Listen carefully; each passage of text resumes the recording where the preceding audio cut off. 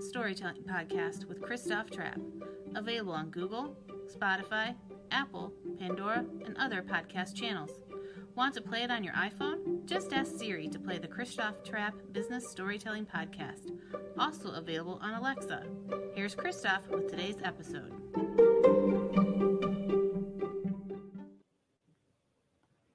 Hey, how's everyone doing? Business storytellers, thanks for joining us. Another live stream of the Business Storytelling Podcast. Looks like everything is working. Amazon Live, LinkedIn, YouTube, Twitter. That's it for today. I gave up on Twitch. No, just kidding. We'll go back there one of these days. But for today, that's where we're going to focus, just because we got to focus our energy or whatever. So The Visual Sale. This was a book I read recently. Really interesting read. And basically, we got to do more video. We got to answer the questions people have on video. People can watch it on their own time. I don't want to oversimplify what the book is about, but who better to talk to than one of the authors? Of course, you have probably run across him before, Marcus Sheridan. We'll get him out of the green room here in a minute. I'm trying to figure out how we're going to look on the screen together. There you go. Many buttons to push. I'm still using Switcher Studio. If you want to check them out, switcherstudio.com. I know you sometimes have to look away from the screen, but it's on the iPad right here. Take a look. Basically, it's my little production studio. Super easy to use. Wouldn't know what to do without those guys. All right, let's get Marcus out of the green room on the show and get the party going. Marcus, thanks for joining us today. Christoph, man, it's good to be here. And I tell you what, man, you are like the ultimate multitasker, knowing all the platforms you're streaming out to, brothers. You don't miss a beat. Clubhouse wasn't on the list, though.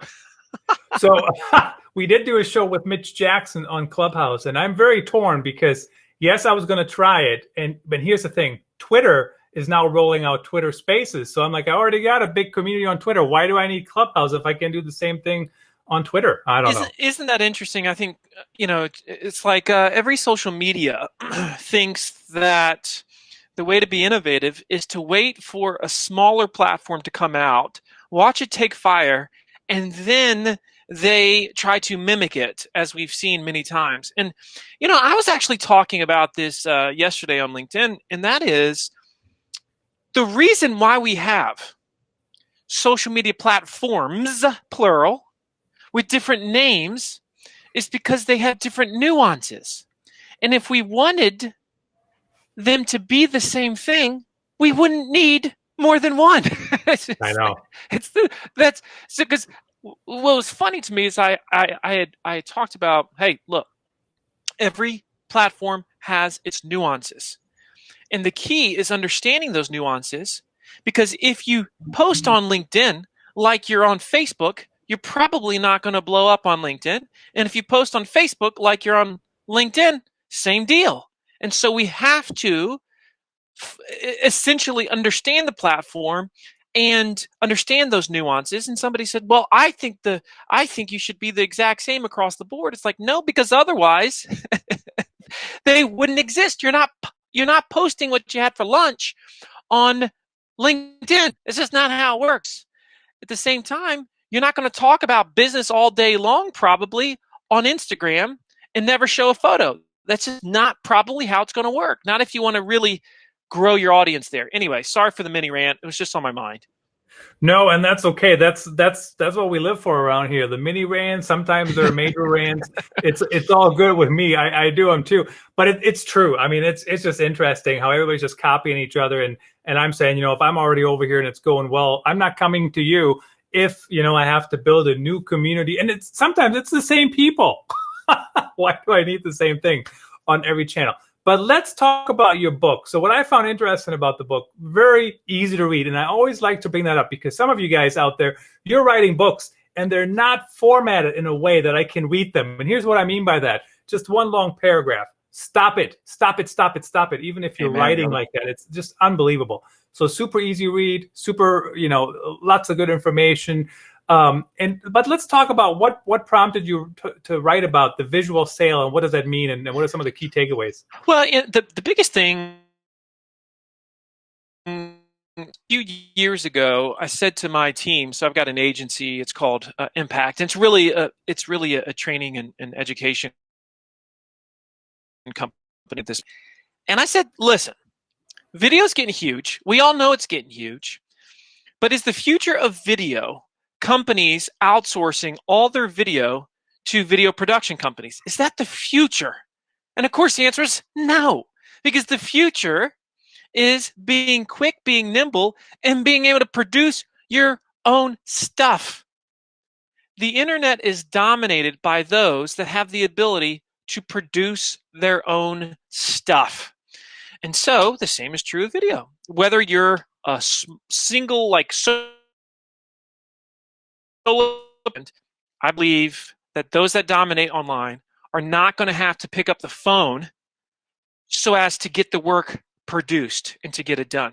So I said, is it possible to teach companies how to create a culture of video in-house? And everybody's like, I don't think that's going to work. I'm like, well, I believe it's going to work. So we're going to start teaching companies how to do this. We're not going to make their videos. We're going to teach them how to make their own videos. And since that time, we've had hundreds of clients. Every single one has an in-house videographer. Usually they don't have one when they contact us. And as part of working with us, they get one, and we train that in-house video marketing team on video to the point where it becomes a culture. And so that's where this comes from. And the trends in video are so obvious. And it's not just video, it's virtual, it's visual, and this whole mindset of we want to see it, and we want to see it if we're going to buy it. And we don't want to just read it, because that ain't enough anymore. And so that was the reason for it. And it worked out really well too, because COVID just escalated everything 10x in that regard. And so it really was pretty dang good timing. Well, and timing is always part of it. But what's interesting to me is, first of all, yes, video is easier and easier to produce. I mean, think about what we're doing here. You know, we're going live, and don't get me wrong, it is a little bit of a learning curve when you first start. But once you got to figure it out, I mean, we're live everywhere. Then we turn the thing into podcast. Then, you know, Marcus's book is highlighted on Amazon, and I'll send you a screenshot after. But we actually, you know, we're live on your book page. So as long as we're talking, we're on the book's page. Would have been unheard of years ago. And then, you know, we use the video everywhere. So, but why is it so hard for people? Or maybe it's not. Maybe I'm assuming something. But why is it hard for companies to get started with video? I mean, are they overthinking it? Are they over? Such a great question. Or what's going on? Yeah, they're over everythinging it usually in most cases. But I'll say this as a starter, and this is one of the major points of the book, and that is most companies, if you said to them, what department owns video? 90% are going to say marketing, 90%. And that's the fatal flaw, because video should be a sales-first initiative. And I would argue, and we argue this in the book, that it should actually come out of sales budget. Now, there's a bunch of reasons for this, but if you're doing video the right way, the initial videos that you produce, the sales team is going to literally see them as tools in their toolbox that can immediately integrate into the sales process, right? And now you're getting immediate returns on your video. Because if you're a traditional organization, you've got a budget. You might have a controller, you might have a CFO, you might just have a business owner, but somebody wants to know, is this stuff making us any money, right? Which is the marketer's ultimate tell. Is it actually making us any money? And so because many are resistant to video, and because you want your video department to grow and those efforts to grow, you start with the sales emphasis. You get it in the hands of the sales team. You teach the sales team how to integrate video into the sales process, and then everything starts to take off. And then they get more excited about it. And then they're more willing to participate in the videos as subject matter experts. And then they're more willing to help marketing. And then now the two departments, instead of being so dang siloed, which is a huge problem in organizations around the world, are now way more aligned because of it. Well, and I see that more and more, that they are getting more and more aligned. I mean, there's many marketing teams now that have at least the BDR function on their team, right? That's right, which totally makes sense. Why the BDR function is always just on the sales side, it actually doesn't make sense. And when the BDR function is more of a marketing-based activity, what it does, it forces the marketing team to understand the leads they're producing and the inherent flaws or gaps of knowledge of said leads, which therefore tells them, you know what?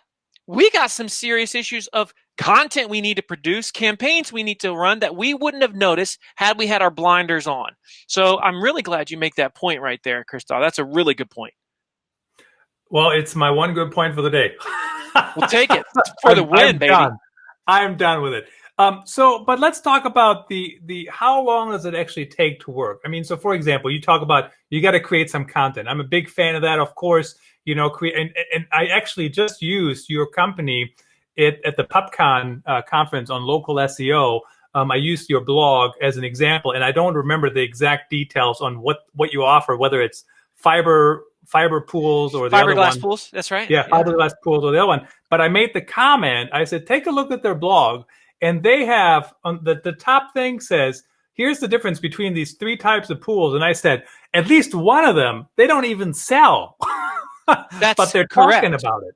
Well, you know, the philosophy is, of course, they ask, you answer. And that's what so many people know me for. And that was the original book that I wrote 4 years ago. And it came out in a revised version last year. And then the visual sale came out as just a focus on video about 4 months ago. And they ask, you answer. It's really wild, man. I mean, it's just like the movement of being more transparent with what we're willing to say as businesses. Specifically talking about pricing has just taken off. And so it's been wild for me. You know, it's like it was literally just last night, I got an email saying that it's being translated into Polish, which is, you know, this is awesome, right? It's just, that's what you love to, that's what it's all about, right? And it's because you're seeing so many different countries, different cultures and organizations embracing the mindset of, we need to obsess over the questions our customers are asking. We need to be willing to address them, whether they appear to us good, bad, or ugly. We need to do it honestly and transparently. We need to stop being so dang, quote, salesy and more teach first mindset certainly with our marketing approach. And if we do that, we're going to win the trust. We win the trust, we win the day, right? That is the idea. And what better ways to win the trust than to show the thing over video and to allow them to see it? You know, it's like every company likes to say they have secret sauce, but rarely do they ever show the secret sauce. And just by you showing the thing, showing what you do and how you do it, that makes you very different than the marketplace. Absolutely. And the other thing I also loved about the book, you talk about the 80-20 rule or whatever it is. Maybe we can talk about that a little bit, right? But 80% or whatever the salespeople talk about, they're just repeating themselves over and over and over and over. And I do the same thing as a digital transformationist, I guess. But how do you, I mean, that's where you start with the videos? Yeah, or how does that look? So people say to me all the time, okay, Marcus, so what's the first video we should produce, right? As a company, as an organization. I'll tell you the first one that everybody seems to produce that doesn't work. It's called the About Us video. And it's one of the biggest wastes of budget that we have ever seen in the history of sales and marketing. Because when was the last time a salesperson said, you know what, if I could just show this prospect our About Us video, I guarantee you they would buy. No. Instead, where you want to start is what's called the 80% video. What's the 80% video? If you go to a sales team, B2B, B2C, doesn't matter what they sell, it's all the same jam, and you say, what percentage of the questions you get when you meet with a prospect are essentially the same questions every single time? The answer is somewhere between 75 and 90%. Okay, every time. So let's call it 80%. In other words, 80% of the questions a salesperson is addressing day in and day out are the same ones. Why on earth do we continue to answer the exact same questions over and over again? What would happen if, before you met with that prospect, they already knew the answer to those 80%? And not only did they know the answer, they had heard it from you, they had watched it from you. How would that first sales appointment be different? Would it be faster? Yes. Would the sales cycle be shortened? Yes. Would closing rates go up? Yes. Would sales teams be happier? Yes. Would they be more qualified? Yes. Would you filter more people out? They're spending more time with those that are definitely a better fit. Yes. These are the types of things that we should be doing. And that's why if you create an 80% video, you take those fundamental questions, and generally we say 7 to 10 major questions that you're getting asked all the time in that first sales call. And you create one video that addresses all 7 to 10, and you do a mashup of it. Now, people say, well, that sounds like a little bit longer of a video. Yes, because the dumbest stat in the history of the internet, and there are some dumb ones, but the dumbest stat that I read is this idea that all videos should be less than, depending on the day, 90 seconds or 60 seconds, because they say after 90 seconds, there's a really big drop off of viewers after 7 seconds. That doesn't mean every video should be 7 seconds. And so the point is, video length coincides with where the buyer is in the buying cycle, as well as their fear of making the wrong decision. And so, if somebody's getting ready to write me a check tomorrow, let's say for a swimming pool for $50,000, do you think they're willing to watch a video more than 10 minutes in length? For the love of all that, we see these recommendations all the time that no, it shouldn't be that long. Now, should it be that long on Facebook? Probably not. That's a short form video platform. Should it be that long on YouTube? Yes, because that's a long form platform. So again, it goes back to knowing the platform and adjusting it accordingly to the nuances of said platform. Well, I think it's people try to oversimplify things. I mean, I get it too, right? People say to me, oh my goodness, podcasts need to be short. And here's the reality of things. When I see a podcast that's 2 minutes, I don't even bother because it doesn't even start, right? Like I don't even bother. No depth. On these live streams, same thing. You know, we're going to talk for, 30 minutes, maybe longer, but people come in, people come out, people leave, people come back. It's like a constant revolving door. The other thing I love about videos, and then I want to get to my question that I have for you here, is I love the authenticity. It's so hard to fake being nice. Like, we're do you know what I'm saying? Yeah, that's good. For 30 minutes. I mean, like, either we're nice or personable or whatever, or people don't like us because they hear us for 30 minutes. So you either, one or the other. But when you create these videos, I mean, how do you get them in front of people? I mean, you send them to them and say, hey, we don't need to meet here, check out the video, or what's like the flow? The first, like from a marketing standpoint, we're always thinking, how do we share that video online? But the first thing that you need to be thinking about is, how do you teach your sales team to integrate it into the sales process? And that is why an example of what this would look like, Christoph, is let's say you're a sales professional. The mistake that sales teams make is they do stuff like this, man. They'll say, yeah, so before our call on Friday, I'm going to send you a video. It would be great that if you could, give it a look. Now that's lame. You did not get a commitment. And the person's like, okay, so you're sending me a video. What's in it for me, right? It means nothing. Whereas, instead of doing that, what if I said something like this? Christoph, you're getting ready to spend a lot of money on a pool. And if you're going to spend a lot of money, I know you don't want to make any mistakes. And so as to make sure you don't make any mistakes, I'm going to make sure you're well educated. So here's what we're going to do. I'm going to send you 2 things before we meet on Friday. First thing I'm going to send you is a video showing the entire process of the pool being installed in a backyard, so you see what that looks like. And Friday, you're not going to say to me, so Marcus, what does this process look like? You're already going to know. I'm also going to send you another video. Now, this other video is great because it's going to answer the major questions that everybody that's in your position has. Specific questions like, should I get a heater with my pool? What's the best type of heater? Should I get a cover? What's the best type of cover? That's the type of stuff it's going to dive into. Now, the video is a little bit long, but I promise it'll be well worth your time. Will you take the time, Christoph, to review those things before our appointment on Friday? And 90% of the time, the person says, absolutely, thanks. I appreciate that. And guess what? If they do it, you are winning. Winning big time. And are your competitors doing this? No, they're not. So you don't want to be passive, but you notice what I did. As I explained clearly what's in it for them, why they would want to view the videos. And then I got the confirmation, will you take the time to review these things? That's actually the first thing you should teach your team and think about when you start creating video.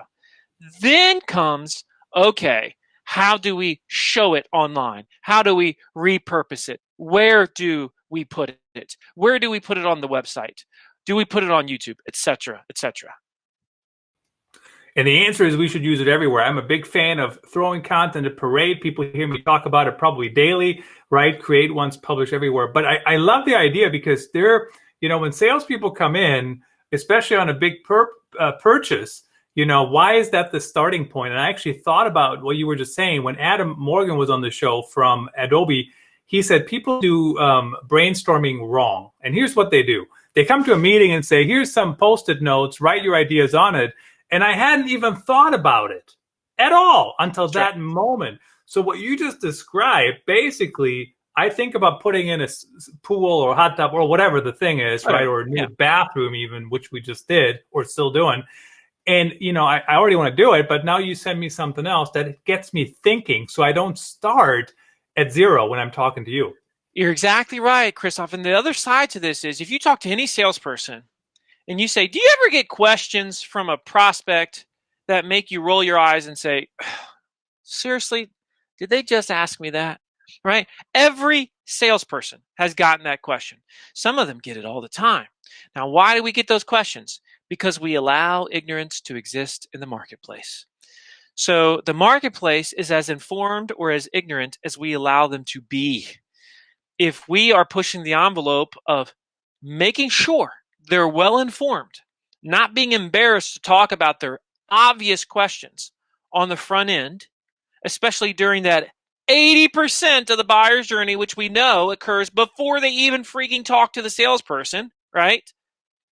Well, then we're way better off than our competitors who are still sitting there in 2021 saying, I'm just going to wait till they ask. And if they ask, I'll talk about it. And come on. What in the world? That ostrich with their head in the sand is never going to become the voice of trust in their space. It is fundamentally impossible. Well, and sometimes I don't know what to ask, right? So if I get a video that everybody else has all the questions that everybody else asked about, it could be very helpful. So who should be in these videos? I mean, should it be the specific salespeople? Or how does that work? Yeah, it should be. It should be your subject matter experts. And people say all the time, well, I don't think my team is good on video. There's two major solutions to this. All right. First and easiest solution. If I went to your team and I said, so are you good talking with people when you like customers, prospects? So when you have a meeting with them, do you feel like you're pretty proficient at that? You're like, yeah. I'm just not good on video. Okay. So the problem is, you're treating the videos you do differently than the meetings you have with a prospect. And so when we do video, one of the simplest things that you can do is put someone else on camera with the subject matter expert and have them have a conversation. That's simple. And this way, they can do what they always do, which is simply talk. Teach. That's the first thing. So put on someone that can ask the questions, that can facilitate the conversation. And the second element is, for the love of all that's pure and holy, teach your team on-camera performance skills and techniques. And there's not, this is one of those things, it doesn't require mountains of time. I have been with different organizations that brought me in, Christoph, that said, hey, Marcus, can you come in and do some just communication and on-camera performance training? I'm like, yeah. You can take somebody who literally 1 minute says, video's just not my thing. I'm just not good on camera. Like they've literally labeled themselves as that. And then an hour later, that same person will say, oh my goodness, I think I might be a natural. I've seen it over and over. But why do they struggle? Because they don't get taught the simplest of techniques. And the most important technique that you can teach your team, because I know you're thinking, if you're watching this, what's the most important technique that I can teach myself or my team is this. It's what we call the no. The no stop rule is something that you are using right now, Christoph. I'm using it right now. We have to do it whenever we go live, and that is this. We don't stop no matter what happens. We flub up a word. We don't say, "Hey, let's cut that. Let's do that again." We're always moving forward, making progress with the conversation. We're not looking back on where we just screwed up, where we went us, something drops, something goes out. We just keep going because that's the choice that we have. That's the choice that we have. So it's the no stop rule. So often I'll watch a company outsource their video, bring in a video production company, and as soon as they mess up on camera, they'll start over, and every time they mess up, the sweat beads just build. And I just want to vomit when I see this. Whereas you don't have to do that because you don't do that. Think about it. When was the last time, if you're listening to this, you're with a 10-minute conversation, you said, you know what? I totally just whiffed on that. Let's just start the whole thing over again. That has never happened. So your ability to be a one-take wonder on video is as high as anyone else's if you just follow the no-stop rule. That you say to yourself, no matter what happens right now, I am not going to stop. You teach your team that, you're going to start to see a huge, huge impact. And I mean, that's a fantastic rule. And one thing I'm just finishing up here, Marcus, and I'm going to include your quote, if that's okay with you there, going live, coming on Amazon. How do you go live and how do you do it quicker, and how do you get there as a brand? And that's one of my rules too. I didn't call it that until you just used that terminology, but I don't stop. We keep going. If I mispronounce your name, you say to me, hey, dude, that's not how you pronounce my name. I had a lawyer on the show one time, and I said, this is how I do it. And he said, well, that's good, but you're not a lawyer. And we just roll with it, right? We just keep going. So when you say the subject matter experts, though, who is that? And is it the salespeople or like? Well, oftentimes it's the salespeople, but for some organizations, it could be the engineers. For some organizations, it could be those that are in the service department. It really varies across the board. But anybody that could answer a question that a prospect, customer, buyer has is a potential subject matter expert. They don't have to be customer facing. They just have to have a knowledge about something that somebody else, in this case, would want to know. And so more of your employees are potential subject matter experts than you realize, oftentimes, is what we have found. And the more that get involved, oftentimes, the better it is. The more excited they get about having such a significant part in the company's brand. And they feel as an employee even more aligned with the brand when they are on video. And so it's a beautiful thing when it happens, but not enough companies do it. Not enough companies take video seriously. And I've got to say this. If you want to get serious about video as an organization, somebody in the company's got to own the production, period. Mm-hmm. So if you're a solopreneur, part of your title is lead videographer. Or if you're like me, and you've got 3 what would be considered small businesses, right? For each one of those companies, I have a full-time videographer. For each one. Why? Because it matters that much. And I also know that I'm not going to take all the time to do I'm not going to learn to be a great editor. So I'm going to pay somebody to do it because it matters that much. And this is why I can consistently put out video. My companies put out video is because we don't outsource it. We don't leave it up to chance. It's just what we do. Yeah, it definitely bringing it in-house, certainly helpful. How about equipment? So let's talk about that for a second. I got the 4K camera here. I got the ring light. I got this fancy mic, but it hasn't always been like that. In fact, we got to like 100,000 downloads on the podcast version, and I never even used any fancy equipment. I used my iPhone and my Apple AirPods. But how do people get started? What do they need to buy, if anything? Well, that's the thing right there, Christoph. It's like you chose progress over perfection when you started. Too many brands and individuals feel like they need to choose perfection first, and they don't launch. It doesn't happen that way. Everybody, especially when it comes to learning and doing technology and using these new mediums, everybody has to learn to crawl before they walk and walk before they run. That's life. It's been that way since the beginning of time. And for some reason, sometimes you have these organizational leaders that are like, this isn't up to our brand standards. Well, that's fine. But guess what? You ain't never going to produce jack squat because your bar is unrealistic and it ain't going to happen. So go ahead and hire that video production company to make you 2 videos a year, spend $100,000 on it, while the person that is working out of their basement is doing circles around you online because of the fact that they're fast, nimble, quick, and don't have all the dang red tape. We see that every single day, right? This is why we've got to be producers. We got to learn to do it in-house. So, we consistently see that's the issue. When it comes to equipment, I don't, really, I've seen companies do amazing things just with their phones. I would say this, just as a general rule of thumb, pay attention to audio. Don't allow your audio to be poor. That's where, if you're going to put a good focus, make sure you focus that early on, because the brain has patience with low visual production, but complete impatience with bad audio. Mm-hmm. That's why I wear a headset. I like to move all around. I'm back and forth. I'm standing so I'm using a nice Sennheiser right now because I want my voice to be crisp, whether I'm talking soft or whether I'm going off, which is, all the time. I want it to be clean. And so I would say make sure you lean into the audio side of video.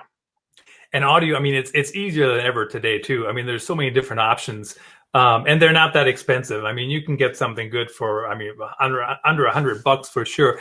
The other thing is too, what's interesting is when it comes to just your phone. I've done virtual reality video just with your phone. Crazy, right? How things have evolved.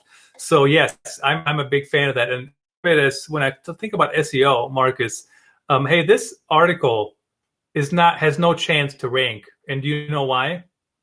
Because we don't get it published. You know what I mean? Yeah. You got to get it out the door. Same with these shows, man. You got to get them out the door. You got to talk. You got to share them and go from there. Hey, it was fantastic to have you on the show. I really, and I don't say this lightly, my friends, I would really highly recommend his book. And who was the co-author again? It was somebody. His name is Tyler Lessard. He's from Vidyard, which a lot of people know Vidyard because they got an amazing one-to-one video tool. But if you're serious about wanting to do better video and you want to approach it from a sales and marketing standpoint, you want a bunch of ideas of videos you should be producing, make sure you get the book, The Visual Sale. And if you haven't gotten They Ask You Answer, make sure you read that one too. But Christoph, man, it was great chatting with you today, man. Love what you're doing. Love your style. Love your audience. Love your energy. It's excellent. Awesome. Thanks for joining us. Hey, thanks everyone for listening and watching.